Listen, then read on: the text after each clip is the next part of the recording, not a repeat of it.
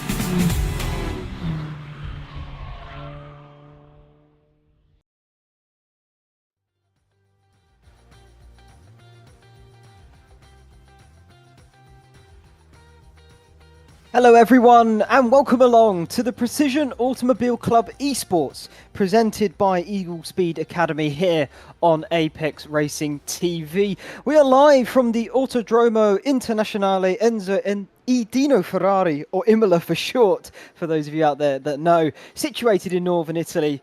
Tonight is shaping up to be an absolute classic around this historical 4.9 kilometre or 3 mile long circuit. My name is Ashley Denman. Alongside me once again is Dan Field and our production manager behind the scenes, Samuli Kumo.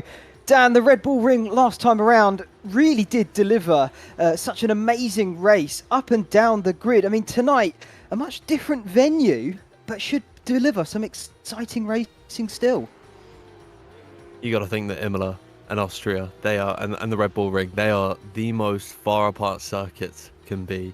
They are both incredible tracks in their own right, but Austria is full of straights, it's full of heavy braking zones, and you've got them here at Imola today, but it's a lot more technical. You've got to be so careful, less places to find and overtake. But I got to say, this is how a circuit should be, with none of this runoff area. You've got grass and gravel next to the circuit, and I absolutely love that. So I can't wait for another, hopefully, classic race like Red Bull Ring was last week. Yeah, I'm certainly looking for it as well. I mean, you love it. The Tifosi love it here at the home of Ferrari, of course. But we are stuck with, I say stuck with the Porsches. That's not really the way to word it. They are a fantastic machine that we are using here for the Pace Porsche Cup. But they are going to be challenged, the drivers, around this technical circuit, as you mentioned there, Dan. But, I mean, weather looks pretty good. It says temperature of 24 degrees Celsius. So I'd imagine in terms of grip levels, the drivers should be able to get up to some pretty blistering speeds as they venture their way around here. We've, of course, just got the end of practice to sort of finish up with, and then we'll get into the qualifying. Why don't you remind us, Dan, about the format we have here? Well, of course, we've got about, I think it's 10 minutes of qualifying. They should get around about 3 laps is what they get for qualifying. And then we've, of course, got the sprint race. That will then be reversed. The top 8, I believe it is, they get reversed for the feature or proper race that we've got later on this evening. Full points are awarded for that.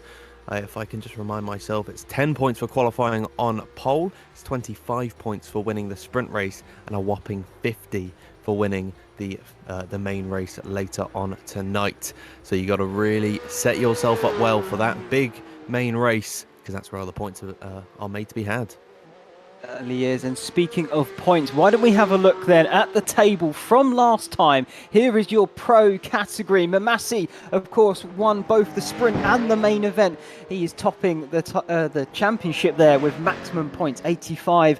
Van Thielen is a close second, from Votter behind him in third, 65, 64 respectively. Hemming, Herbino, Lazarus, Peters, Allen and Farrier finishing off your pro lot there. As we move over to the Pro-Ams, Dan, why don't you take it away? Pro-Ams, it's joint at the top between Maiko Van Look and Yannick Muleman. There's another Yannick in third position, just 5 points back from them in third place. Then it's Bas van der Klei in fourth position with Daniel Fiasca rounding out that top 5. Angelo Lavers is in sixth position on 17. Matthew Collin, I believe, took 5 points penalty. That's dropped him down to 15 points. He's got Jeffrey Ross just behind him. And then Lucas Romano also receiving a minus 10 points due to post-race penalties. He sits ninth. Ryan Walker was, I believe, second in the free practice sessions that we've had here, so watch out for him today. He sits in a very low down 10th position, with Max Engstrom not here tonight, unfortunately, not feeling too well, says himself. Feels like he's been hit by a cargo train. He's on a solemn 1 point alongside Gordon Marshall. And then Luke Andrews should be making his debut for the season today. He was not here for the last race out at the Red Bull Ring, so we'll see what he can do. He sits last and 13th. Yeah, best foot forward for him there. Chris Van Gucht in the amateur category is storming ahead, leading with 21 points over second and third of Dante Oliver and Jelle van Straten, 9 points apiece, tied there in second. Steve Clays is on 7 points for the Eagle Speed Academy. And then we get to Dirk Bouts and Navarro de Bova, both racing for Vortex, 3 and 2 points respectively there. We then have De Vliega in with 2 points as well, equaling De Bova that. And then we have Nevin Chani, I think struggled last time out, if I remember correctly here, Dan. Unable to finish the main event itself, but definitely not finishing in the points as of yet. So he'll be looking to get on the board this time around. And sort of looking up and down the field, of course, the points they receive, the drivers out there, is based off their overall finish in the race itself, or the races itself. So, of course, it does factor into their specific categories, as there is a ton of gravel over there on the circuit. But equally, they will be fighting for the overall position and, of course, their outright group position as well. It can make some very interesting standings here. We saw Chris Van Gucht. He is miles ahead at the minute in the AM category, but he's actually 13th overall. He's ahead of a good few Pro-Am drivers, so really do watch out for the likes of Chris Van Gucht. Yannick Muleman and Van Look, they're ahead of Hugo Allen and Bernardo Faria, who are 2 pro drivers, so it can mix, they can mix things up. It's not just the pros and then the Pro-Ams and then the amateur drivers in behind. We do have a very nice mix of the grid, which is very nice to see. Practice should be coming to an end pretty soon. At the minute, in terms of the timing, well, it's the same thing, same story that we saw last week with Mamasi just romping it over 1 lap pace. it's hard to bet against him at the moment, especially when looking at that timing tower. He really does seem to have an advantage. Van Look once again up, mixed right in there with the pros at the moment. That's some impressive lap times from himself for the minute. And then, of course, we do see the mixing of the pro-ams as you go a bit further down. You've even got some of the amateurs there really getting in and amongst it this week as well. So this is shaping up, Dan, like it's going to be quite a good mix here of sort of driver skill, driver ratings and driver experience. And I tell you what, that normally does, you know, culminate together for some brilliant on-track action. But of course, we'll have to wait and see how that all unfolds as we go further on. We're also missing tonight Bernardo Faria and Christopher Herbino, unfortunately unable to make it here. And Herbino, we do wish you well and hope for a speedy recovery. But it's a shame we're missing a few pro drivers, but more points for the drivers further down the grid, Dan.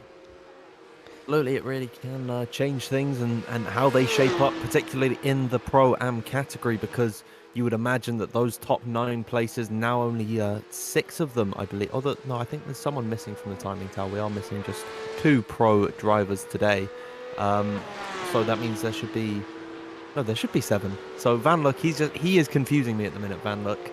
But that means in the Pro-Am category particularly, they will naturally fill into the positions that are being vacated by the pro drivers. So really do watch out for how the Pro-Am category shapes up today, especially when it's so close between Van Look and Meuleman. Exactly. As the clock counts down here in practice, there's about 10 seconds left to go. So going through the drivers' minds, they're going to start getting into a different gearing, you could say, getting ready for the qualifying to come. There is the checkered flag for practice. We got a good idea then as you look up and down the timing tower, roughly where people are. However, that could all change when the pressure is piled on and the lap really does count going forward into the sprint race and, of course, then the race itself thereafter. I mean, Dan, what is going through your mind potentially as a driver? I know yourself also venturing into the world of racing here on the iRacing simulator. How do you sort of venture when you go out onto these things? Just hope, pray, cry if it all goes wrong, really. I mean, these guys are a lot more experienced than myself, so I just do the commentating. But I mean, it can be very difficult to get into the right mindset for qualifying. Most of the time I just like to start at the back and then just try and avoid all the action. So I'm really not the best person to ask, actually. I'm trying to give my best answer here. But qualifying is all about just dialing in for, at the very least, 1 lap. And I think the other ones should really be used to get a feel for the circuit and prepare yourself for that final push lap. Of course, try and set the quickest pace that you can on every single lap, but really take it easy, especially on that first lap when you're still acclimating, still getting the tyres up to temperature. You can see Chris Van Gook, the driver we're watching right now, how much he's weaving and I'd imagine braking. I haven't got any audio, unfortunately, so I can't really hear the engine slowing down or anything, but you know, he's really trying to generate all the heat in these tyres. You've got to get the prep done early because you can't do it on your push lap. You certainly cannot. Track temp 25 degrees, so a little bit above what you might want for the ideal track temperature. But once you know, thinking about it in this quali sense, 3 laps, not many laps to get it done. So maybe a little bit of a higher track temp, bring the tyres up to where you want them a bit quicker, might actually benefit here for qualifying itself. But we're watching on board here with Chris Van Gook, the 277 car. Eagle Speed Academy getting, you can see there, the aggressive turning of the wheel left and right, trying to scrub off as much as he can from those fronts to generate the heat. And here he goes then, rounding the final corner, the first qualifying lap here then of the evening here at Imola. Let's see what Chris can do as he makes his way down the start finish line, over the timing line there as well, hugging the wall as close as he can and firing it in towards the first proper turn of this circuit. But it's the Tamburello chicane, getting it all lined up under the braking, and he's going to cut off as much as he can into this chicane, through the left-hander and onto this short little straight before we get into our next set of corners, the Villeneuve chicane, turn 5 and 6. You want to try and carry as much momentum as you dare through this part of the circuit and even through the Tamburello part as well. Now into Tosa, turn number 7, all important exit from this one. As you're going up the hill, you want to carry as much speed as you can possibly get out of this Porsche. And as you make your rise up through turn number 8, you're immediately into one of my favourite corners in the world, Piratella. Flat out left-hander almost, just a real dab of the brakes to turn the car in, and you're balancing on a knife edge as you try and navigate the next set of corners down here into Minerale before you venture on once again up the hill towards the highest point of the circuit, the Varianta Outer. This lovely little chicane, brilliant chance for some overtakes to be had here, so it's definitely a corner to watch as we get into the race itself. Then it's all downhill from here into a tricky braking zone as you get into Ravazza 1 and 2. You really are looking to nail your brake marker points. It's probably about the 100-meter board, maybe later, depending on how brave you are. Make sure you keep it tight into 1 because it's going to open up number 2, and that is going to be a lap there for Chris. It's not the first lap because Mamassi's already blown it away, but here he comes across the line. Let's see what it's going to be for Van Gucht. When's it going to be? Where's it going to be? About there. There he goes, 4 fastest, 1:44.9. I'll tell you what, that is very competitive for the amateur driver. Absolutely, he's mixing it in with the Pro-Ams. He's ahead of Leverse at the minute. We're seeing some more laps coming in. Kevin Votter in the number 33, he's gone 6/10 slower than Dan Mamassi. Hemming can get himself onto the front row of the grid as more laps begin to follow in. And we actually do only have 6 pro drivers today. We have not heard anything from Hugo Allen, unfortunately. So that's why I was getting confused so much. It wasn't that Van Luck was there, it was that there actually was a driver missing. But there is Hadi Noah Mamassi. I mean, how about this? This is a fantastic performance already. Van Tuylen can get close to Mamassi, but no one is able to dethrone him. And I think we might see a similar situation to what we had last week in Austria. Could be the case. The downside to the Imola circuit, you could say, is there isn't as big of a slipstream effect, which could play into Mamassi's hands, particularly if he's able to carry more speed through the corners. But I mean, that's going to be hard to tell at this present moment because we haven't seen them racing each other on the circuit. The sprint is definitely going to be the biggest tell for how the main event itself is going to play out. But of course, if he does finish first in the sprint, he's going to start 8th for the main event. So that's going to be very interesting. It's quite tricky to overtake around here, Dan. It looks wide when you're in the car, but it's not all that wide, really. Yeah, I think some of the best overtaking opportunities definitely in towards the first corner at Tamburello, at the first braking zone properly. I believe it's actually a second corner, but then you've got to get it on the outside, or if you're on the inside, then you'll have the outside for the next corner. It could be very difficult if you're side by side with someone to really muscle them out. So it definitely does close up a little bit in that chicane, and then there's no real opportunity to overtake through the Villeneuve chicane. Tosa is a good opportunity, and here is Gordon Marshall. He's just come across the line to do a 1:44.1, second fastest at the minute in the Pro-Am category. It was a difficult race last time out for Gordon Marshall. Was involved in plenty of incidents. I would really hope for his sake he can have a better day today.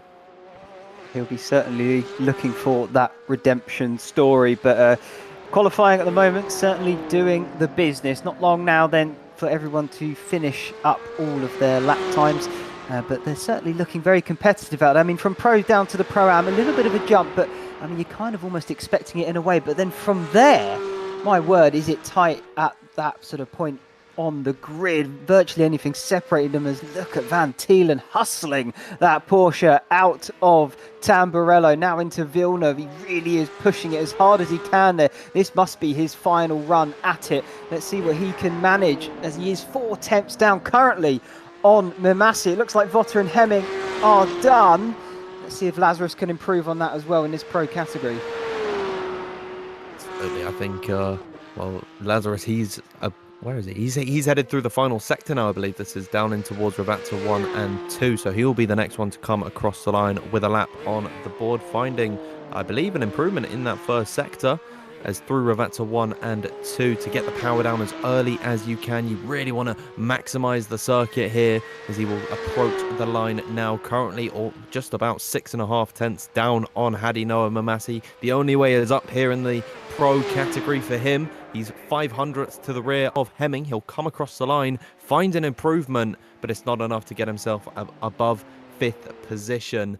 Just about, what, 0.05 of a second he found? But it really was not enough, as there is Muleman done with his qualifying. He's back into the garage. Comes Oliver as he crosses the line, currently 18th. Let's see if he can find an improvement in this lap. Over the start-finish line he goes. Where did he go? Oh, he's dropped down to 19th, if anything. It's not an improvement, but it is not a change for him. He got knocked a little bit further down. And no improvement by the looks of it from Van Thielen. Here we go then, the final pro driver not to set a lap as of yet. Vince Peters out on the circuit. He knows what he needs to do. Everyone else has finished their qualifying in front of him. So let's see what he can muster up then in these closing moments of qualifying. He's got about 1.5 minutes to finish this lap, potentially start one more. But at the moment, he's just looking to make sure he gets a time on the board. He's got a lot of pressure on him riding into this week. He took a 15-point penalty for various incidents last time out at the Red Bull Ring. He actually scored 4th best out of anyone in the, anyone overall, but he's mired down in 7th in the pro category. He needs a good lap here to be right at the top of the order with the 5 other pro drivers that we've got on this grid, as Vince Peters now out of the final corner.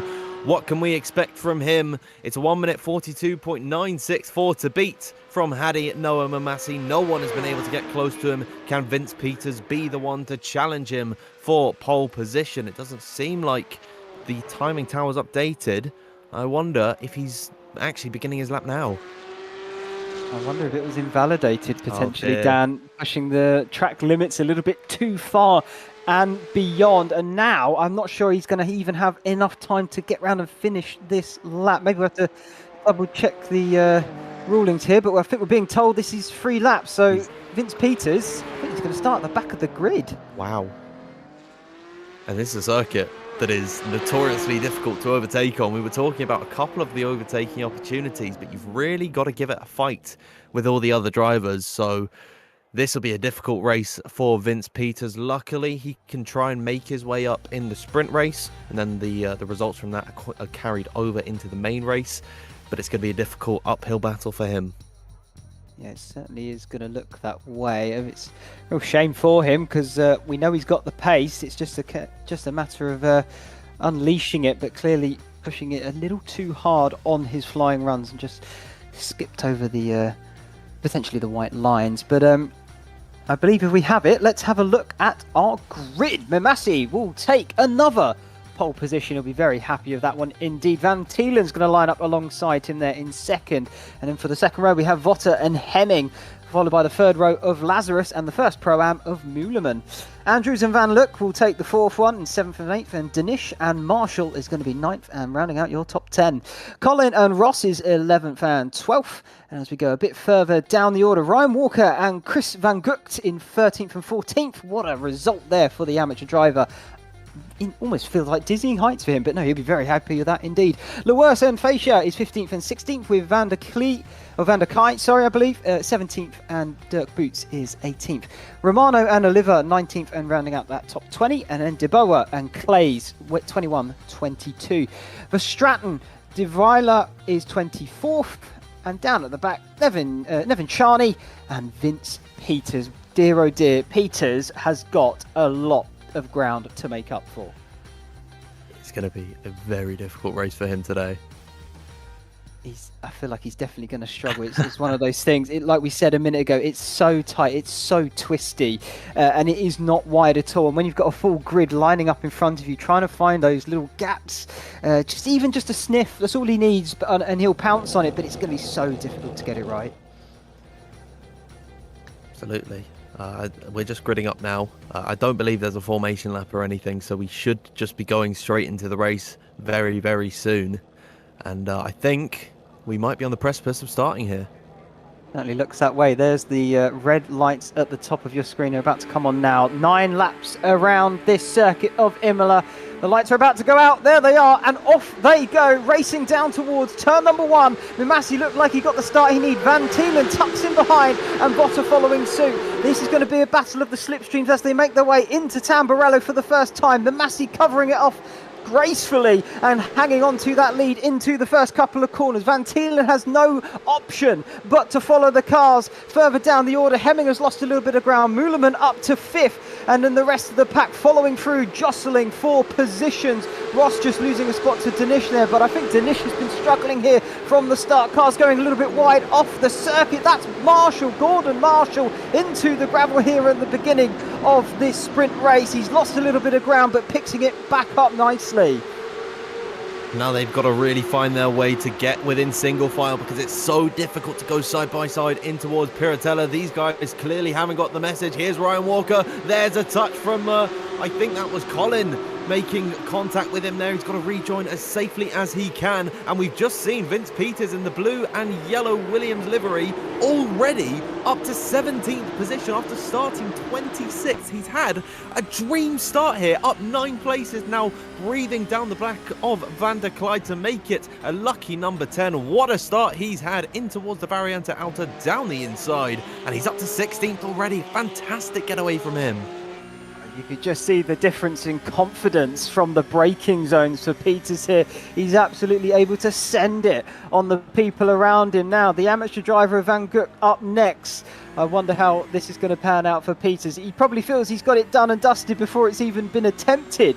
But don't count them out. Like we said before, it's just a name. Amateur, Pro-Am, Pro. It's all about the experience. They're all racing for the same part of tarmac. So he's not going to give it up without a fight, that's for sure. Peters, though, with the slipstream down towards the Tamburello chicane. Will we see a lunge into this corner, or will we wait just for a moment? He's going to have to wait for the time being. Little bit too far back. But just look at the speed he carries through on some of the drivers around him. This is insane from Peters. Knows how to extract the most from these Porsche 911 922 generation cup cars. These are absolutely fantastic motoring vehicles to throw around the circuit, and now he's got a fantastic run out of Villeneuve down in towards Tosa, and Peters just makes it look effortless. He doesn't need to go later on the brakes. He just knows where to pick his braking point to really find the opportunity to overtake. And now Lucas Romano, he is following just behind him, so he's actually got through on Van Gut as well. He sort of followed just in the wheel tracks of Vince Peters, allow for him to punch a hole in the air for him. So now Van Gut is going to fall back ever so slightly. He's got Navarro de Barber just behind him. This is the battle for the amateur lead. Quite incredible already to think it's almost 2 laps are gone, and already things just feel like they're unfolding so quickly. As that's a car off. That's Van Gut going across the grass at the chicane at the top of the hill. He's going to lose time. De Bover's going to go through, but I think De Bover got a little bit caught out by it. Both of them have a yellow flag. I think they've got a bit of a slowdown to deal with there. As there goes Bouts. Yeah, that's going to be Van Gut serving that slowdown penalty, and Bouts absolutely pounced at the chance to take the position from him. Here's the replay of what happened now. What I'm considering is, was there any contact, or did Van Gut just get his braking zone wrong? Following in the wheel tracks of Luca Romano, I think he brakes a bit later. Yeah, he goes right into the back almost of Romano, so he really does mess that one up. And then unfortunately for De Barber, he gets caught out by that, and I think skips the inside curb. So both of them took a slowdown penalty. Not over for these guys a bit further down the order, side by side through the Tamburello chicane. That's Van der Clyde and Louvers. Bouts getting involved in there as well. It's all gone a bit wrong for him. He seemed like he was going forward, and now he seems to be going backwards. And we are still here on board with Angelo Louvers, Project Sim Racing team. Further down, still squabbling here for positions a bit further down this order, Dan. Still quite haven't figured it out just yet. But I mean, if the position's up for grabs, you're going to take it, aren't you?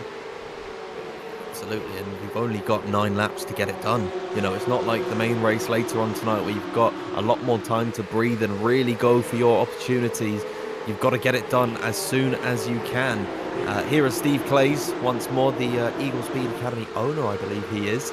And it's good to see him back out on circuit. Hammered a good race, had a difficult time last time out at the Red Bull Ring. Now he's well and truly in the thick of things. Got a great battle between Walker and Oliver in front of him, and Walker gets it very wrong through the Variante Outer. Love tap from Oliver, and Steve Clays is going to slip on through.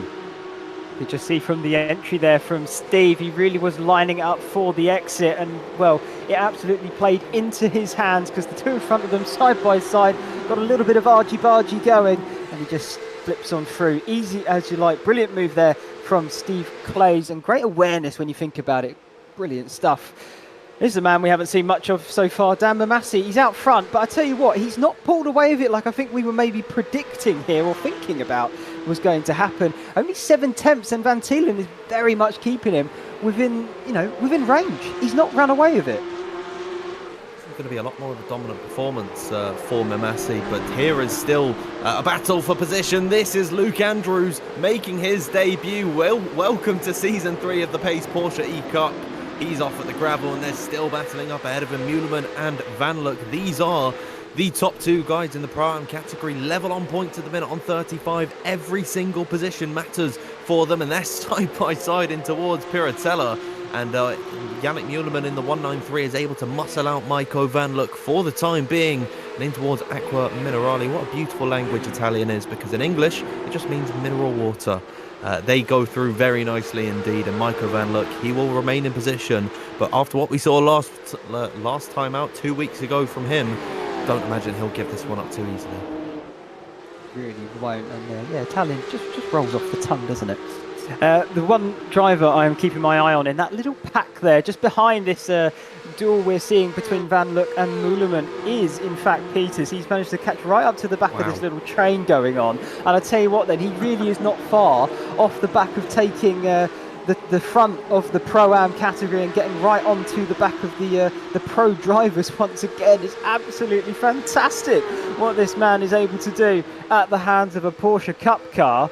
I wonder if he can gain any more by the end of this race. He's got 4 laps to do it, of course, but I mean, even if he gained 4 more, that's provisional pole once they reverse the top 8. Absolutely, and in towards Tamburello they go. Once more, he's still just as confident as he was on lap number 1, battling it out with these guys. Even though they're more experienced than the amateur drivers, Vince Peters, he knows what he can do behind the wheel. And I'm very excited, actually, for the top 8 being reversed, headed in towards the main races. Here is Verstraeten off the circuit. Very unfortunate indeed from him, spraying gravel across the circuit. That will make it very difficult in the traction zones through turn number 2 off the exit of Tamburello. And there's Dante Oliver off the circuit, another excursion to the gravel. More of that being sprayed all over the circuit. And if these guys want to stop going off the circuit, I'll make my point about how I'm excited for the top 8 to be reversed, because last time at the Red Bull Ring, the top 8 was all occupied by pro drivers, so it didn't make too much of a difference. But now there's less than 8 of them. There's 6 overall. That means at the very minimum 2 Pro-Am drivers will have an opportunity to start the main race on pole position. Would be currently in that spot is our newcomer, able to finally join us here for Season 3, Luke Andrews, in 8th position for 5.9 Hemming Design Racing. Currently getting this season off to a pretty good start, I would say. 8th position overall. Of course, he's 3rd in his class behind Muleman and Van Luck, and of course they are still well within striking distance in front too. So, you know, one mistake from those guys or one slip up and he's right there ready to pounce. But I mean, so is the rest of them behind him. You've got Ross, Danish, Marshall, Peters, Colin also in that little train there. Fasher is also not far behind. So they really do need to make sure they're on their best behaviour. But this could be the chance potentially for Van Luck into Tamburello. Pulled out, had a little think about it, but unfortunately not this time by. Muleman wise to it, and probably going to have to wait for a few more corners before the next chance comes. A bit more aggressive in towards the 3rd corner is Maiko Van Luck, and in towards Villeneuve. He's really breathing down the back of Yannick Muleman. He just needs to apply the pressure, does Van Luck, and then hope that Muleman makes a mistake. But then through Tosa, you can relax just that little bit more. We flick back to Vince Peters on the attack once more through Tosa, trying to find the move on Gordon Marshall, who's very defensive to the inside. He holds that inside line. Vince Peters looks even lower than him and now swings it to the outside through Piratella to get the more optimal racing line. Gordon Marshall slamming the door on him, saying, "No, sir, you don't. You didn't have that opportunity." And Vince Peters tries for it in towards Acqua Minerale. I think that was a bit too aggressive from Vince Peters. He knows that he should have backed out there, but impatience got the better of him. And what was such a flawless drive up the field has really turned sour for him now. struggle now to make some headrow further into this race. He's dropped to 15th. He's still got the slow down to serve. And yeah, it was looking good, like you just said, Dan. All come to tears in a way for himself. But I'd love to maybe get a different angle of that. We were driving on board with him at the time, but I'm not sure if it was sort of a little bit over ambitious or whether he was just trying to collect the car back up. But here is that replay between himself. He's just driving down into... Oh no, he did go for it, yeah. Okay, and then the door just absolutely slammed shut, and then he's just trying to hang on for dear life, get it on the tarmac. I'll tell you what though, he did well to not completely lose control. Not the best rejoin in the world, but I think he'll get away with that one. It's a real shame, just the way that pans out, and oh dear, that is not the best shot to come back to. Vince Peters and Gordon Marshall making contact once again, and you get that sneaking feeling that tensions have overflowed between the pair of them. Gordon Marshall sent off the road, and there's actually a black flag now for Vince Peters. Now that's not the yellow flag of the slowdown, so I'm wondering what's is that maybe a steward's intervention? I'm not sure what the black flag actually means. It's track limits, I'm being told in my ear. So both of them, I would say, oh, it's a 30-second penalty. 30 seconds or a drive-through. I think that depends on if he decides to get to the checkered flag. 30 seconds are added, or whether he wants to take the penalty through the pit during the race itself. Either way, I think that's going to drop him right back to the back of the field once again. So he'll be starting from scratch all over. Dan, real shame there for Vince Peters. It was looking so promising. Here is the move though. He got back up to Gordon Marshall, then into Tamburello they go, side by side. All love is fair there, and yeah, I mean, 2 just doesn't go into 1. It's hard to call that one, isn't it? You've got to look at all the build-up before, but I mean, to me it looks a bit like a racing incident, I won't lie. That gave me instant callbacks to I think it was 2021, the European Grand Prix that they had here, with Max Verstappen and Lewis Hamilton, and I think Max was in the position of Gordon Marshall, and then Vince Peters was Lewis Hamilton over the curbing.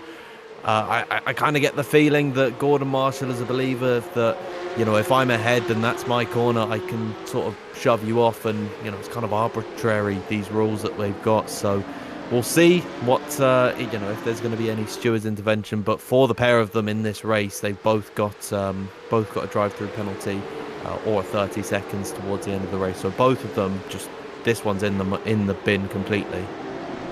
Well, it'll definitely go to steward's review at the end, I'm sure, as Gordon Marshall's off the road once again, prancing over the gravel, rejoins safely. Thankfully, it looks like that car's a little bit damaged. He seems to be struggling a bit out there now. He's dropped down to 19th. He's not too sure what is going on in his mind or in that cockpit. Yeah, he's dropping down the order. He must have some form of damage. Gordon Marshall trundling currently round the circuit. Real shame on the second to last lap as well. And he's being passed now by Oliver. And it looks like there's a battling still going on a bit further up in front. I believe that's Clays and Walker, the battle for 19th position, if I'm not mistaken. Here it is, we're on board with them now. Clays doing the defending from Walker behind. Amateur on Pro-Am, as I think that was Gordon Marshall in the back there, getting it a little bit sideways out of the chicane. Definitely seems to be carrying some damage there. And this is the battle for second place, Dan. Here comes Felix Votter towards the outside of Van Tuylen. They are losing Hadi Noah Mamasi in front of them, so they're going to go side by side through the second part of Tamburello. That is how you do it. Wheel to wheel racing. They're still side by side off the exit of the corner and now headed in towards Villeneuve. Votter's just got a hair in front of Van Tuylen, who has the inside line. That will turn to the outside for the second part, and they're still wheel to wheel now. Van Tuylen with a move up the inside to try and defend this position. Lazarus with a fantastic view of this battle, still side by side now, climbing up the hill and towards Piratella. Brilliant racing.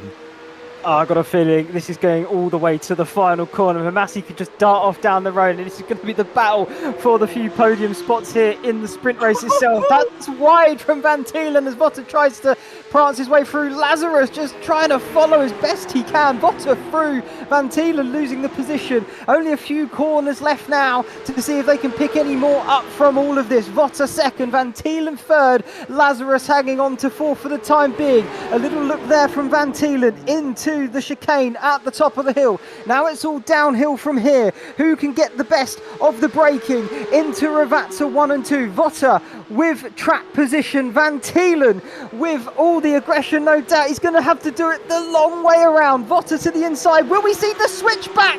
Potentially. Van Thielen inside. He's got the car there. He's showing Votter the end of the road. They're going to be neck and neck as they come up to the line. Can Lazarus be able to hang on to this as well? Votter back through. Who's going to do it? Oh my word. It's Votter. Votter's done it. Look at the gap. To finish 26 thousandths of a second is what separates Felix Votter. And oh my goodness, what a finish. That was incredible. Nothing separating them there at the end. I mean, the rest of the field coming through a little bit more orderly. I should add single file for the most of it as the rest of them come across the line. I'm still in a bit of shock how that ended there between the pair of them. They really wanted that position right to the very end. Fantastic stuff. Oh my word. Wow, what a way to end the sprint race. The gap between them and Mamasi at the start of the lap was 1.2. They lost 3 seconds going tooth and nail right to the finish of that race. And it is very, very rare that I'm left jaw on the floor. That was incredible. And if this sprint race is anything to go off of, then this main race is, I mean, it's going to be incredible. Yeah, certainly should hope so. Well, Votter managed to get it on this occasion. I wonder if we'll see a rematch then by the time we get into the main race itself. Don't go anywhere because we have got that coming shortly. The drivers are just going to have a bit of a warm-up. We're going to go to a short ad break, but like I say, you're not going to want to miss the main event because if it's anything like what we just saw, you're in for an absolute doozy. We'll see you in a moment.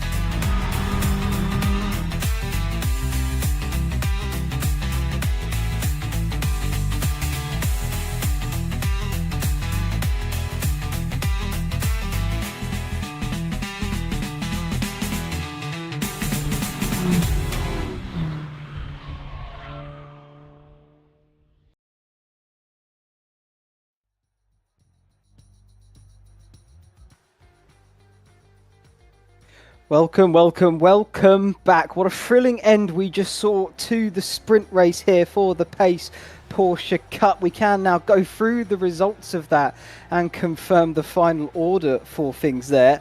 So let's just have a look how far back the rest of the field were from Mamasi, because he really did run away with it here for a third race on the bounce. Votter did manage to get that second place, and Van Thielen finishing that podium spot. And look at the timing gaps between them, barely a few thousandths of a second separating them all. Lazarus will have to settle for fourth, and Hemming rounding out that top 5 and your pro category. Yannick Muleman finishes top best of the rest, you could say, from the pros, but he tops his pro-am category in 6th.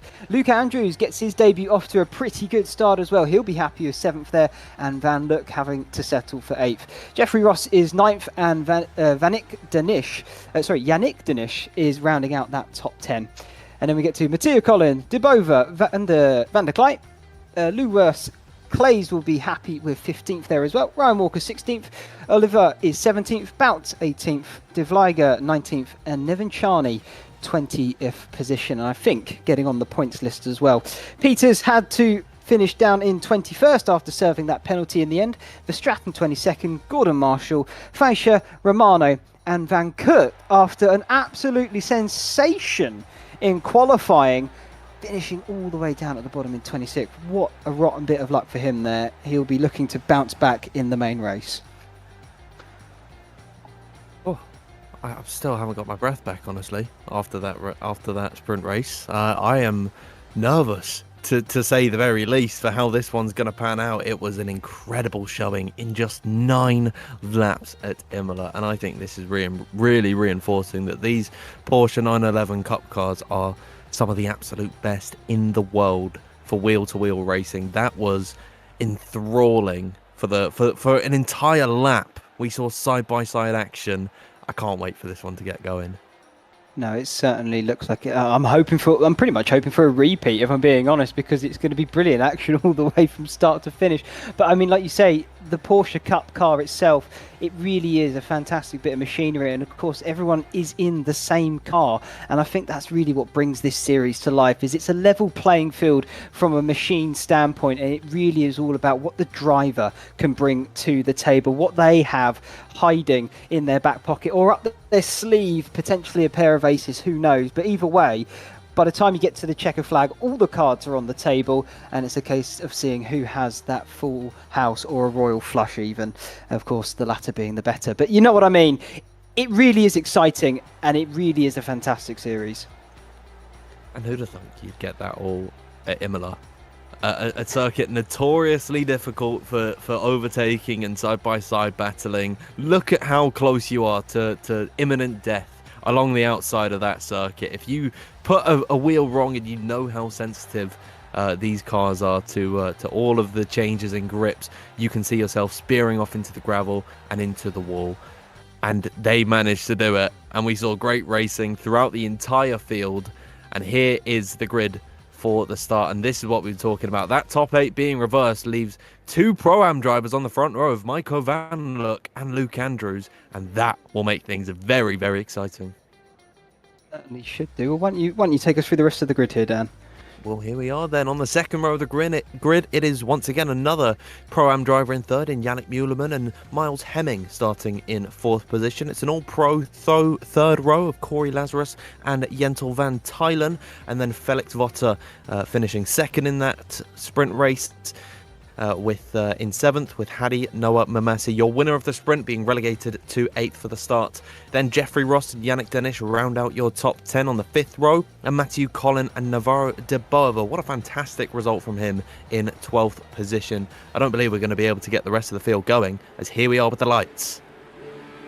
No, it's certainly not going to get through it, but you can see there quickly on the timing tower, just as the lights are about to go out and it's all about to change. That didn't look like the best start from Van Look. He's already lost 1. He's lost 2 now to Andrews and Muhleman. And for the first time, here he is, Andrews leading the race into the first corner as well on his debut night. Fantastic start there. Hemming with a good jump at the beginning. Cars going wide and off through the gravel. Who was that? I wonder. It looked like it's Lazarus, and more cars going off into the gravel. One of them managing to hang on. Who is that in the background that we've lost? It's Jeffrey Ross. Got it all sorts of sideways. What a disappointing start from him there. He probably feels like his picture cycling sideways down El Rouge, but either way, he's back on the circuit. He's going to get back on the saddle and keep going forward, as there's still carnage happening out of Tosa. That's a big pile-up.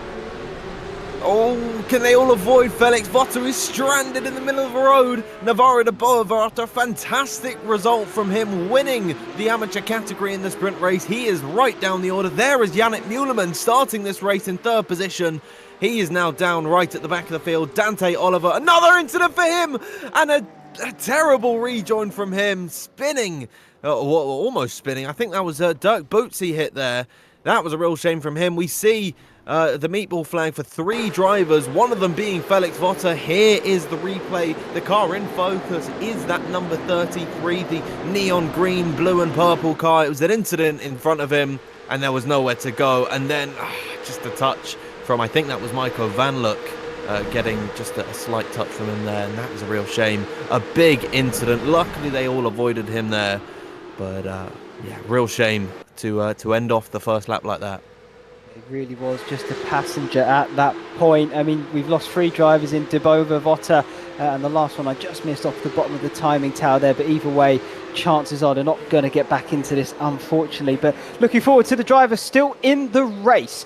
We have got Andrews leading out front with Hemming and Van Tielen second and third. Mamassi's fourth, Van Look is fifth, and Peters is in sixth position after all of that. Vince Peters has gone from what may feel like a bit of a zero in the sprint race to an absolute hero here in the main event itself, as Van Tielen takes the spot for second.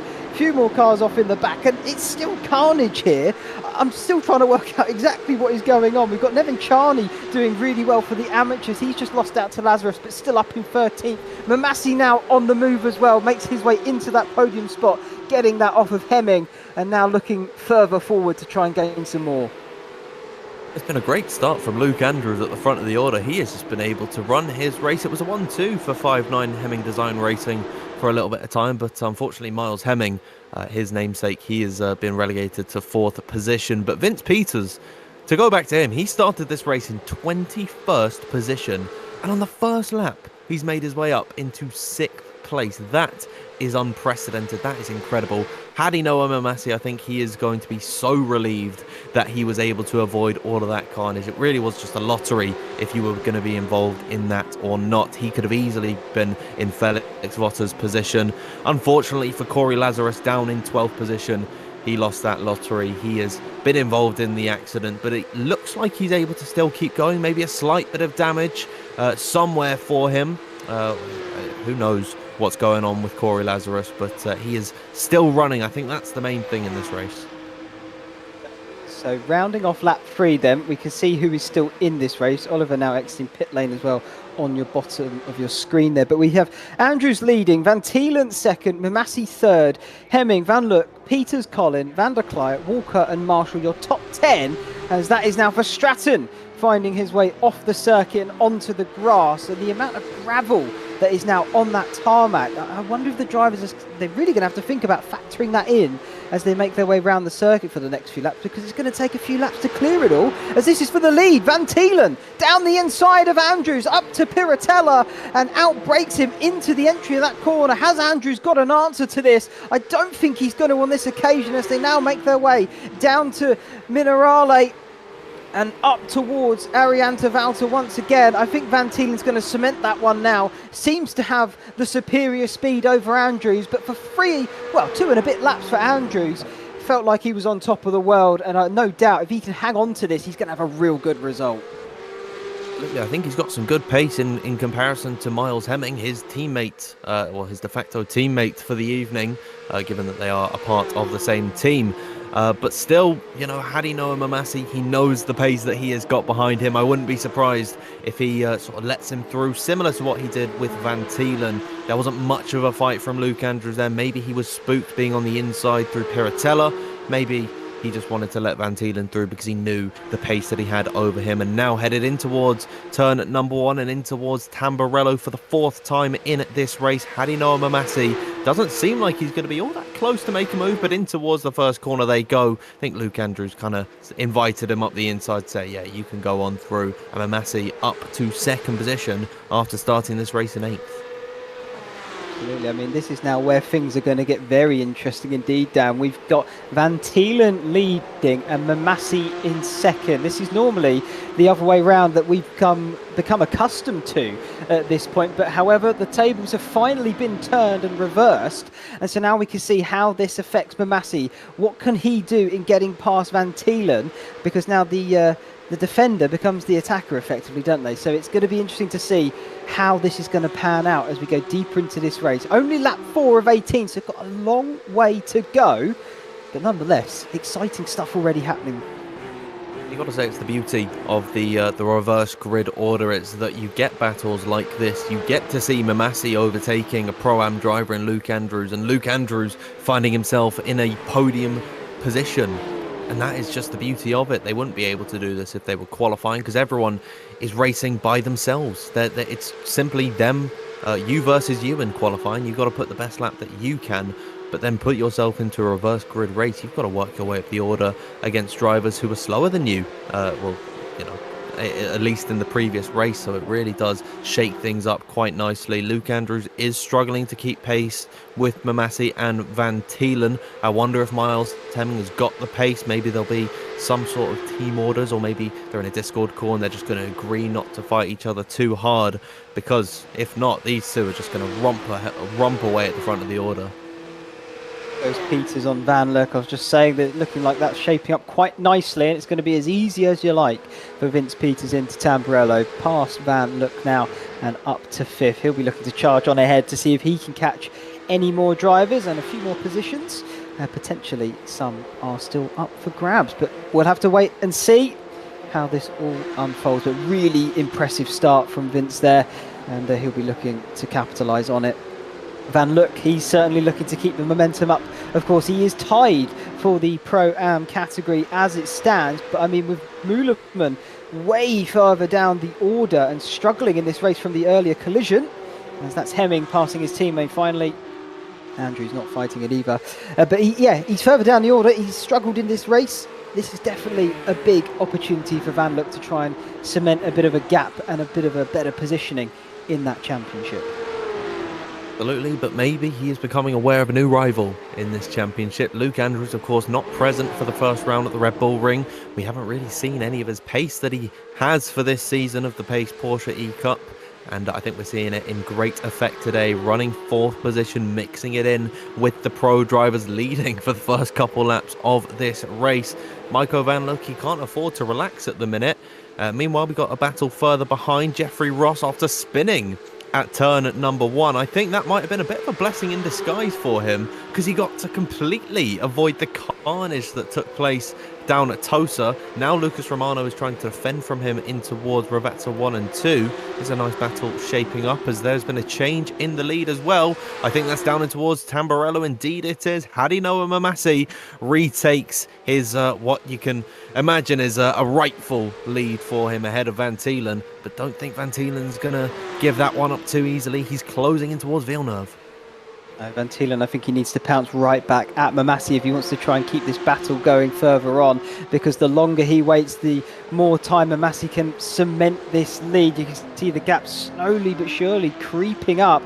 It's dropping back down again on the exit here, so maybe this is the run then for Van Tielen up towards Piratella, but like I say, he's going to want to do it sooner rather than later if he wants to keep Mamasi in his sights. We've seen the pace that Mamasi has. He really has got all the talent in his fingertips, and it really is a force to be reckoned with. It's very hard to bet against him so far in this championship. Has Van Tielen got the pace to try and get alongside? If he doesn't do it here, Dan, I fear it could be over, but I mean, it's still a long way to go. You've got to think a bit about the strategy at the same time, but you really want to try and be ahead if you can.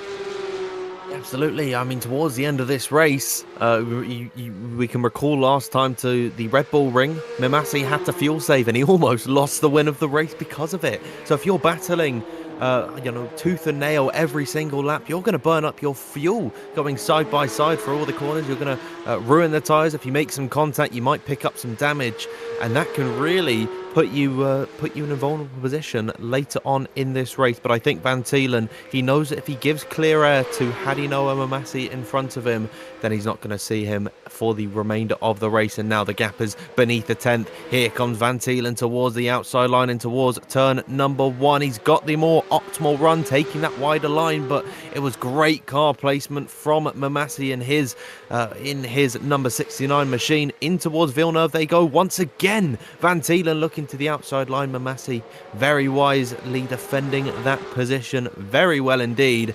And in towards Tosa they go. This battle really is shaping up nicely. Mamasi doing everything he can to defend, but Van Tielen really is applying the pressure. This is fantastic stuff to watch. We can really see what Mamasi is capable of in terms of defending from another car behind. So far, so good. Textbook stuff, but it really is going to be applied a bit more when the pressure is mounted. Can he keep that up lap after lap after lap? And well, I guess the other question is, can Van Tielen keep it up lap after lap after lap? We know he's got pace and we know he can mix it in amongst the others. Mamasi has had it a little bit, you could say, easy so far, but that's just because he's got so much pace at his fingertips. Like I said, It really hasn't had to be tested, but I think this is going to be the first big test for him. And how much pressure can he handle as we go deeper into the race itself? But so far, soaking it up rather nicely through Ravazza 1 and 2. It's all about the exit of this. And of course, Van Tielen knows he's going to get a nice bit of slipstream down the straight. Let's see if he can mount an attack into turn number 1. Light correction off the exit of Ravazza number 2 there. That could possibly hinder his progression in this race, but once again in the slipstream in the wheel tracks of Mamasi, you can hear these beautiful Porsche 911s flat 6 engines go as they head in towards turn number 1 once more, and Mamasi places his car beautifully. I don't think Van Tielen really wanted to go for that move. I think if he wanted to, he would have stuck his nose in a place where Mamasi wouldn't have really wanted it to be. Is now in towards Villeneuve they go. We've got another nice little battle shaping up between Vince Peters and Luke Andrews. I think Peters, he's got that move done, indeed he has. And he has done, just got past Andrews there, and I think Andrews is going to have to keep looking in that rear view mirror, unfortunately, because he's got Van Look bearing down on him probably sooner rather than later than he would like. But at the moment, still a phenomenal drive from Andrews, and you know, what's to say he can't get that position back? Absolutely nothing. He's definitely got the talent and the speed. We've seen him put that on display so far this evening, so let's see him go racing and see what he can produce here. The battle up front still raging on. Less than 3 tenths is the gap. It's been like that for the last 3 laps now, and we've seen Van Tielen massively applying the pressure to Mamasi. I wonder if he's going to buckle or not, but at the moment it looks like that gap is slightly expanding now as they came their way out of Ariana Valter, and yeah, certainly looks to be opening ever so slightly here. Maybe this is advantage Mamasi. It takes his one mistake from Van Tielen, and Mamasi is going to pounce on that, and now he's pulled a very nice gap down the straight. Van Tielen should be able to recuperate some of that time lost in the slipstream of Mamasi in front of him, but I don't believe he will be able to make a move headed in towards turn number 1 at Tamburello. You can see that gap collapsing down once more, but Mamasi, he is just that little bit further ahead than they were last time by, so Van Tielen will have to remain in second position for the time being, and I think actually Van Tielen is happy to be in this position to really recharge his batteries, recharge his mental state. I think it's been a very intense couple of, well, certainly that first race was really one to get the heart pumping.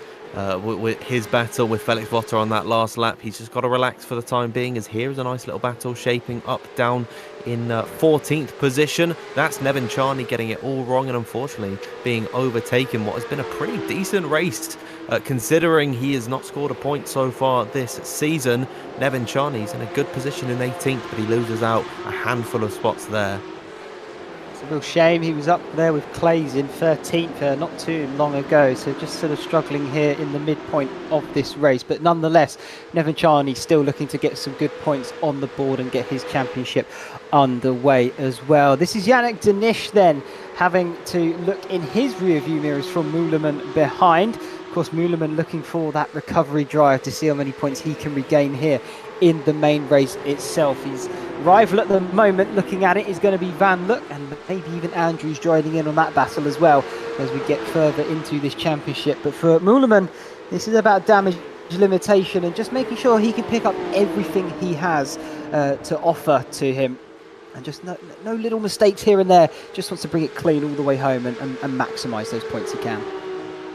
Would you believe that these two drivers who are right down at the tail end of the Pro-Am field, they are second and third position? Well, actually, Meuleman is joint first in the Pro-Am category, and then it's third position for Yannick Denish, but they are mired towards the end of the field, and there's someone getting it all wrong further back behind. That was, I think, actually, Meuleman losing out there. Now he's a second behind Yannick Denish. Indeed, it was. He got it all wrong through Ravazza 2 off the exit of the corner. Now at the mercy of Nevin Charney, but I don't think he's got too much to worry about in towards that first corner. This has created a bit of a disconnect between himself and the pack in front, and I fear for Meuleman's sake that if he can't really get close to them in the remaining 9 laps of this race, he's going to have a difficult time making up points. Would seem that way.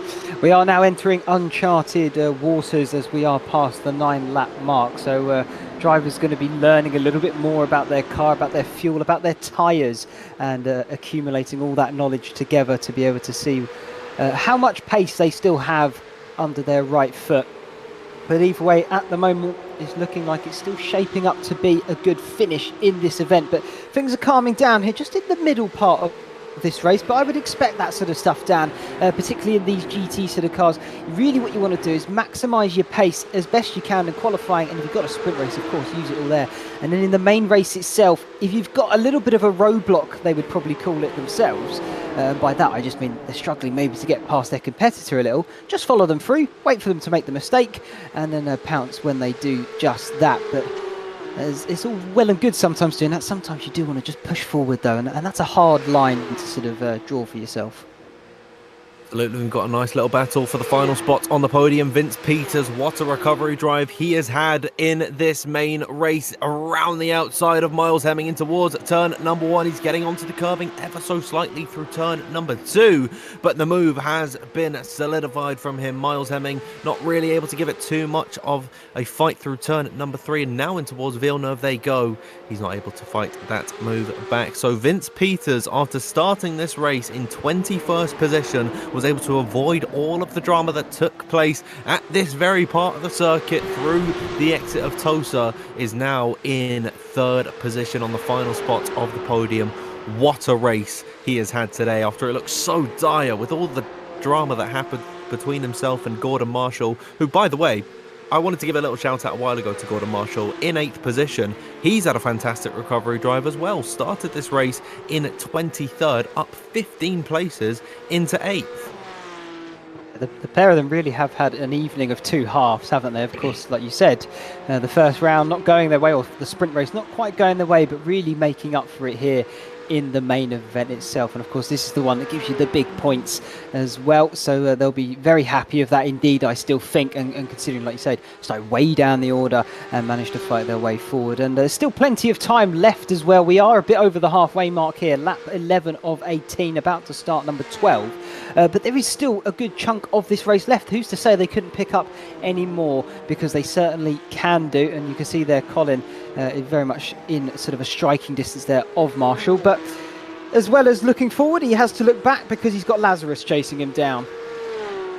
It's been a nice recovery drive so far from Corey Lazarus. I think he'll feel hard done by all of his, well, aside from Felix Votter, who I believe is out of he is definitely out of this race. Aside from Felix Votter, Lazarus was the only pro driver to get involved in the incident, and now all of his competitors that he's dropping points to, vital points to, are right in front of him at the front of the field. And here is the battle still shaping up between Clays and Romano in towards turn number 1 at Tamburello. Clays has got quite the train of Pro-Am drivers behind him. Muleman has been able to get back onto the rear of this train. He's now applying the pressure to Yannick Denish.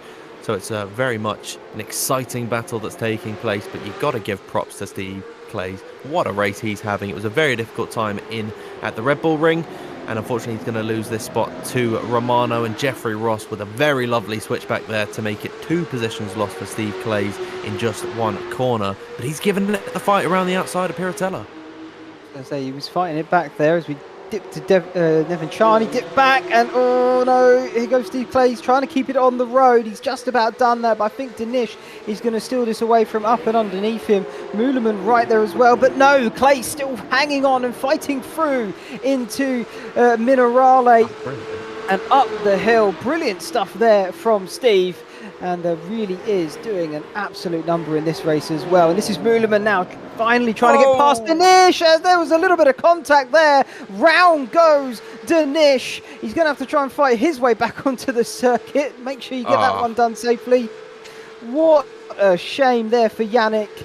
It was looking very well indeed. Just all went wrong in the end. Muleman through, and will now attempt to get past Steve Clays, and poor Denish drops down to 22nd. Some pretty big championship implications, and Chris Van Gut, he's deciding to come into the pit lane to serve his drive-through penalty.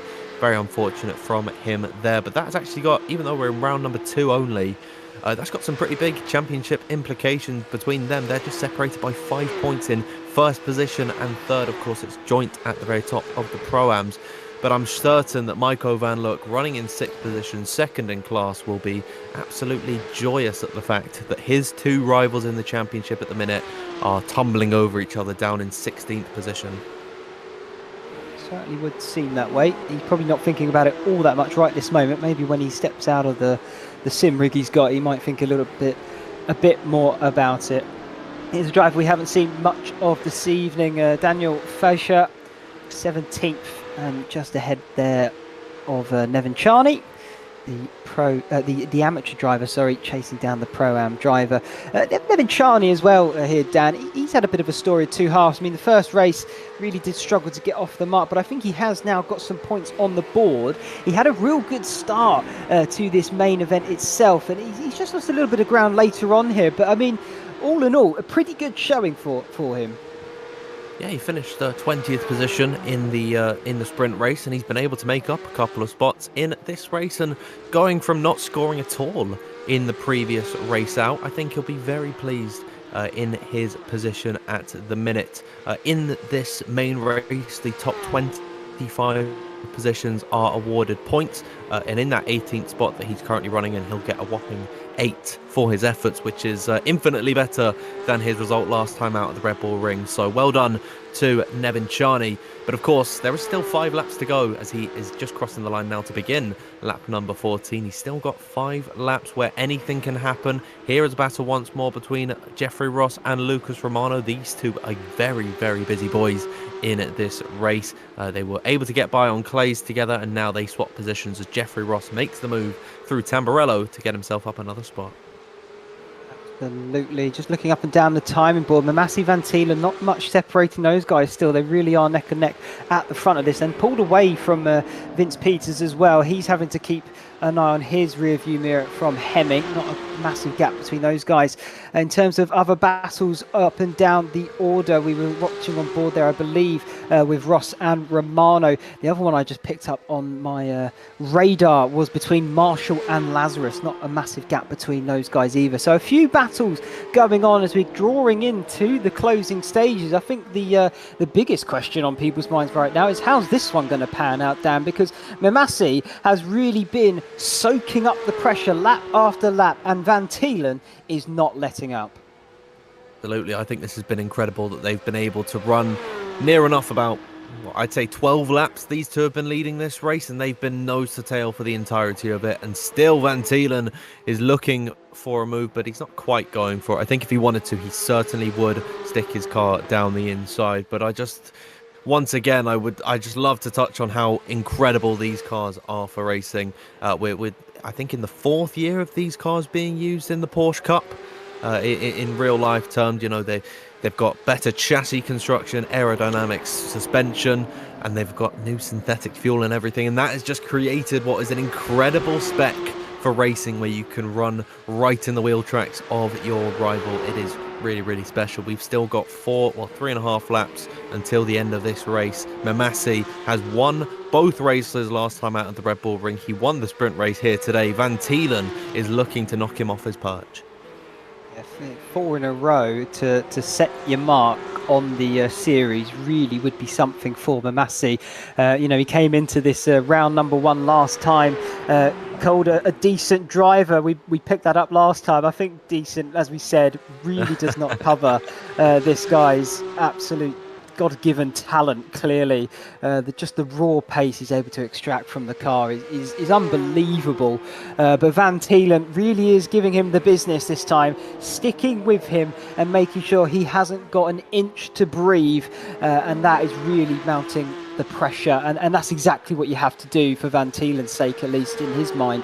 You know, he cannot let up. He really has to keep piling it on, and he's either looking for that mistake from Mamasi, but I mean, the way Mamasi's driving, I think it's going to be hard to find a mistake from him. Really going to have to force his opportunity and in towards Tamburello. This is looking a little bit more like it from Van Thielen around the outside through the first part of the corner. He'll switch to the inside, but he's going to lose out that one already to Mamasi. It's a great litmus test, actually, for us to see whether or not Hadi Noah Mamasi is indeed a human or a perfected robot specifically designed for sim racing, because he hasn't made a mistake at any point so far this championship. We're coming to the end of the second event. We've seen almost 4 races and he really hasn't put a foot wrong, aside from having to fuel save at the end of the last race. And this is heartbreaking for Nevin Charney. After what was a fantastic run from him so far today, he's got himself a drive-through penalty, and this is the incident which has caused it, as this is down through Ravazza 2. He has a slide off the exit, and then there's contact with number 267. Who's in that machine? That's Verstraeten. Was that really enough to get him a penalty? It certainly would be on the iRacing model, unfortunately. I have to say, a shame for Nevin Charney. Did nothing wrong there, but of course it has penalised him ultimately. But I tell you, well held for not losing, the nerve in that moment, because he could have quite easily made a sillier mistake than he potentially might have felt he has done. But I tell you, he did everything right. So I will praise Nevin Charney for the actions he's just done there. It's a shame how it's all panned out, but nonetheless, fair play, and he's still in this, so don't count him out. I think he does still pick up some points down there in 22nd as well. So good stuff from Max there, and looking forward to seeing more from him. Up the front, Mimasi, Van Tielen, the gap dropped back down now to 3 tenths, 4 tenths even. It opened up briefly from a small little mistake out of Tosa from Van Tielen last lap, but he's closed that back in once again, and still piling the pressure onto Mamasi's shoulders. He's only got a lap and a bit to go now before he sees that checkered flag, and I can imagine he'll breathe the biggest sigh of relief. Really has just been wheel to wheel, not quite wheel to wheel, but certainly nose to tail racing for these guys for the past 15 laps. It has been absolutely immense. They really haven't put a foot wrong. They've kept it on the circuit. They've not really made any contact with each other whatsoever, but of course all the tensions could boil over on the final lap, and we will really see who has managed their resources best, who has got them the most life left in their tyres, who's got enough fuel to make it to the end without having to lift and coast like we saw from Mamasi last race by at the Red Bull Ring just a few weeks ago, which seems like forever ago after how exciting it was. I was just counting down the days for this race to begin. Navarro de Bova is right in front of these guys. Hopefully he gets out of the way. Indeed he will. That is very respectful to allow for these guys to just keep their battle going, as they will round Ravazza 1 and 2 for the penultimate time in this race to begin their final lap. Who is going to take it between Mamasi and Van Tielen? Mamasi weaving, he wants to break that toe early. He doesn't want Van Tielen sitting in it. He knows that this is the biggest moment for him, and if he can get alongside, look at it down the straight, left, right, Mamasi really doesn't want to give him any advantage at all, and he doesn't appear to have done so either. So well done from Mamasi in that aspect. He's managed to maintain the lead and that track position, the all-important track position, you could say, from these guys. Into Villeneuve now they go. There's only going to be one real big opportunity I can think of, Dan, and that is up into the chicane of the Arianta Valta. It's going to be very difficult for Van Tielen to mount a challenge on this final lap. You can see how hard he's pushing, having to correct the car on with a slight bit of oversteer through Tosa they go, and now up towards Piratella and Aqua Minerale for the final time in this race. Van Tielen has given it everything. He's driven absolutely perfectly to keep it with Mamasi, who has been so dominant so far this season. This has really been the only challenge that he's had so far this season, and in towards the Variante Alta for the final time. It would take a hellacious send from Van Tielen, but it's not going to happen. I think, barring an act of God, Mamasi's got this in the bag. Certainly seems that way. Only 2 corners left to go then. Van Tielen still looking at the back of Mamasi's car. Ravazza 1 and 2 left. The gap 3 tenths of a second. Unless we're going to see an absolute sensational lunge, I don't think it's on the cards. One final corner then for Mamasi. It's the all-important exit and the run up to the line. Still keep an eye on the gap though, because that slipstream effect will happen, but I don't think it's going to be enough, because Mamasi's going to cross the line first. He takes 4 on the trot, and a sensational win for him there. Brilliant stuff from the pair of them. Van Thielen will come home second. Peters, an incredible third from starting 21st on the grid. Hemming is fourth. Andrews is going to come home in fifth. He'll be ecstatic with that as well. Van Look sixth. Collins seventh.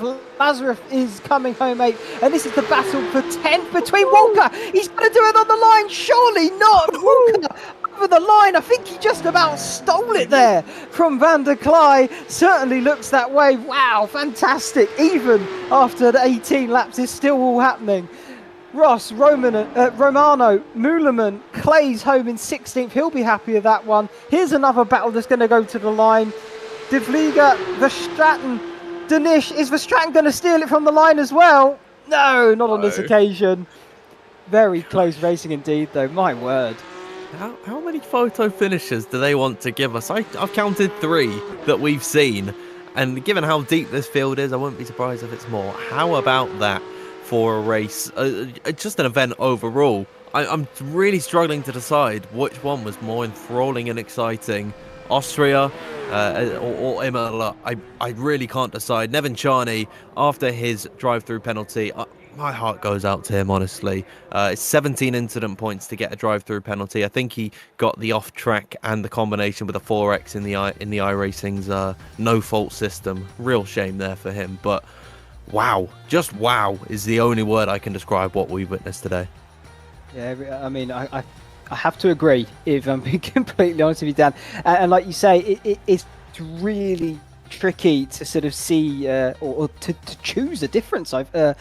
Choose a favourite from the first 2 rounds we've had here. I mean, looking into the next week as well, when we get to the Nürburgring, I mean, that's going to definitely throw a cat amongst the pigeons. But the first 2 rounds, I mean, what can we say apart from spectacular? They really have shown what these guys can do out there on the circuit, and they really have put a performance in. I mean, fantastic racing up and down the field. What more can you ask for as a fan? Can't ask for anything. Here's the results on your screen. It is another win for Hadi Noah Mamasi, but fair play to Van Thielen in second position, giving him the fight of a lifetime ahead of just ahead of Vince Peters, rounding off that podium. Miles Hemming comes home in 4th position, and it's Luke Andrews on his debut for this season. He missed the first round of the Red Bull Ring. He finishes 5th overall with a win in the Pro-Am category to start off his season. Michael Van Look in a very impressive 6th place ahead of Matthew Collin, who'll be happy after getting his points deducted from last time out at the Red Bull Ring. Very disappointing race from Corey Lazarus, getting caught up in the incident at the beginning of the race. He finishes in 8th. Gordon Marshall, a fantastic recovery to finish in 9th, and it's Ryan Walker stealing that top 10 position ahead of Baz van der Klei. Angelo Lavers in 12th, and Jeffrey Ross in 13th. 14th was Lucas Romano with Yannick Muleman. A very disappointing run from him after starting this race in 3rd, down in 15th. Steve Clays takes victory in the amateur class ahead of Daniel Fleischer in 17th. It's Lorenz de Vliega in 18th, Jelle Verstraeten in 19th, and Yannick Danish rounds out the top 20. Then it's 21st, Chris Van Gook, Nevin Charney in 22nd. It is De Boer in 23rd, and the last of your finishers was Dirk Boots with Dante Oliver and Felix Votter, unfortunately DNFing out of this race. But wow, I still just can't find another word to describe this race. It was incredible from start to finish. Just brilliant stuff. I think so many words could describe this race if you really wanted to pull out your thesaurus, Dan. But I think we'll leave it there for the time being in terms of that. Either way, we're just going to have a little wait here to see if anybody wants to jump in and have a chat. I would love to know what some of the drivers are thinking out there on the circuit while they were racing around. So we'll give it just a moment, and maybe we can have a look at some of the highlights then of what happened during that race itself. We've got a replay on board here. But actually, Dan, I think I can see Mamasi waiting in the interview room. Do you want to go ahead and take this one? Absolutely, I can bring him in now and talk to our race winner once again. Mamasi, how are you, my friend? Yeah, I'm good. It was a good race. Well, let's start off with your qualifying. And last time out at the Red Bull Ring, it was today you qualified 4/10 clear the rest of the field. Was there a slight air of more confidence heading into this one? Well, at Red Bull Ring, I sort of messed up the quali a little bit, so I knew if I didn't mess up the quali, it should be easy P1 and the lap was really good. The track temp went up a little bit for quali, so I knew the times were going to be a bit slower than the practice, but the lap felt really good.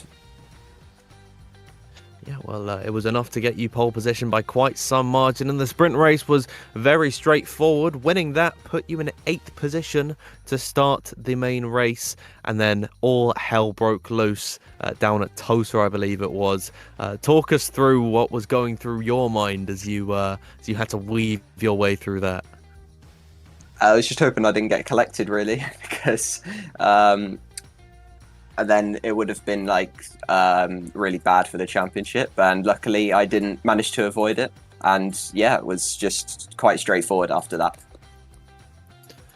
Well, straightforward is certainly one way to describe it. With the battle that we saw between yourself and Jentel van Tuylen, that was incredible stuff. Nose to tail throughout practically the entire race. Were you feeling the pressure for what was, I think, 15 laps of just nose to tail action? Yeah, I mean, it was quite, it felt a bit different than the first race, but I knew that if you're not 1 second down the road, you're not going to pull away here because of the draft in the first sector with the two really long straights. So it's quite hard to pull away here. So I expected him to stay with me, so that sort of took the pressure off a little bit. And heading in towards what is a different beast of a circuit. Next time out, 2 weeks' time, we head to the Green Hell, the Nordschleife. How are you feeling for that race? Yeah, I'm feeling good. I really like the track. And yeah, again, another track with a really long back straight at the end. So should be some good racing. Well, that's all from me. I mean, I'd imagine this is not going to be the last time we will talk to you for the remainder of this season in the interview room. Ashley, anything you want to say to our race winner today? I mean, Mamasi, another fantastic win. Well done. My one question is when are you going to stop? Because clearly you're just on an absolute winning streak. You must be setting yourself a target at this point. Well, not really. I just sort of just take it how it goes when it comes to the races. And yeah, it's not going to be perfect. I hope not, but there's going to be, maybe something that just happens and I, just get a bit unlucky with something, but hopefully it doesn't happen. Well, either way, whichever way you look at it, you've got to the perfect start after 2 rounds, so well done. Before we let you go, is there anyone you'd like to give a quick thanks to? Yeah, just a quick thanks to, again, Erin for some help with the setups and Grid and Go. Fantastic. Well, thanks for being here, Mamasi. Congratulations once again, and we look forward to the Green Hell in a few weeks' time. Yeah, thank you. Brilliant there. Well, race winner Mamasi, 4 on the bounce. When is he going to stop, Dan? We don't know. But either way, he's certainly looking on and up. Well, I can see we also have in the interview waiting room, and I tell you, this is quite an honour, I would say, because it is going to be the title sponsor owner in Steve Clays. But you've also won your amateur category this evening here, Steve. So big congratulations for that. You must be feeling pretty good after that one. Good evening, guys. Yeah, I'm very happy with the result, as it didn't look like a good race after qualify. I was not in the pace that I wanted to be, but yeah, I'm happy. Yeah, as you absolutely should be. I mean, a good hoist of points on the board for yourself. That obviously boosts your championship hopes. I mean, what are you sort of looking for as it wears further on? Well, before this race I was 4th, so I definitely wanted to come into the top 3, and I'm aiming for the top position. Of course, I want to be a champion in amateur. Yeah, absolutely. I mean, the provisional points at the moment, you're currently 3 behind Chris Van Gucht.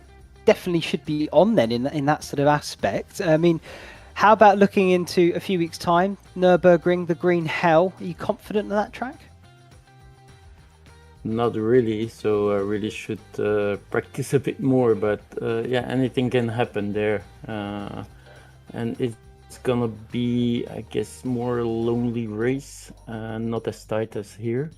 So yeah, it's totally different track, so it will be totally different race also. Yeah, it certainly is going to bring a whole host of challenges, that circuit, but I'm sure you're up for the challenge. I will ask as well, Steve, we saw there at the beginning of the main race sort of a bit of a pile-up. I mean, what was that like on board for yourself, navigating through that? Well, in the first chicane there was something going on. I could avoid that. And then I went to the left-hander, but I just watched the replay. I had no clue we were 3 wide. I thought the other one was on the grass. So I kept the middle, and suddenly I got a hit. I started spinning, sliding into the grass. I kept it straight in the end, but I lost all positions. I think I was almost dead last. So I thought, okay, this race is over. And then a little bit further up, again, mayhem, cars crashing. I could avoid them all. So I got, unlucky, lucky again. So, yeah. Yeah, absolutely. Well, brilliant to have you here, Steve. Thank you very much for joining us as well. And yeah, brilliant for having you as the title sponsor here for the Pace Porsche Cup. Do you want to tell us a little bit about what Eagle Speed Academy does? Yeah, it's a racing school for amateur drivers. We don't do any professional drivers. There are other instances for that. But we want to open up, I'm a sim racer, and I always heard that a lot of people wanted to drive on the track, race on the track, get into a motorsport, but they didn't know how. It was me 25 years ago. So I thought, okay, let's do a racing school where people can come and enjoy and have the feeling of racing on a track.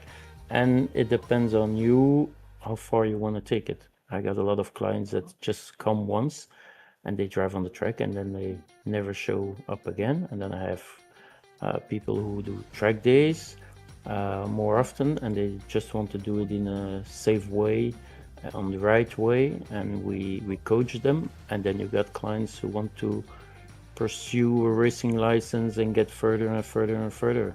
So it's for everybody, it's open for everybody.